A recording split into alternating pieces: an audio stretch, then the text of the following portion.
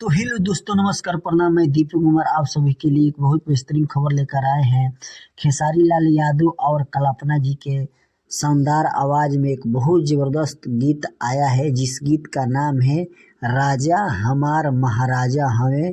इस गीत में कल्पना और खेसारी लाल यादव ने अपना आवाज दिए हैं और ये गीत आर्या इंटरटेनमेंट के यूट्यूब चैनल पर ये गीत रिलीज हुआ है। लगभग 12 घंटे पहले रिलीज हुआ है और 1 मिलियन क्रॉस कर गया है।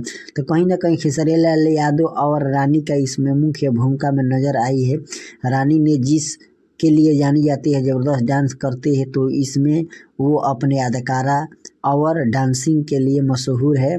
तो बहुत अच्छे तरीक़े से और बोल्ड तस्वीर में खेसारी लाल यादव के साथ ये डांस की है और इसका डांस लोगों ने पसंद करते हैं। लेकिन एक बात और बता देना चाहते हैं, बहुत दिनों के बाद खेसारी लाल यादव और कल्पना जी एक साथ सॉन्ग गाए हैं, तो कहीं ना कहीं ये फैंस के लिए बहुत खुशखबरी है।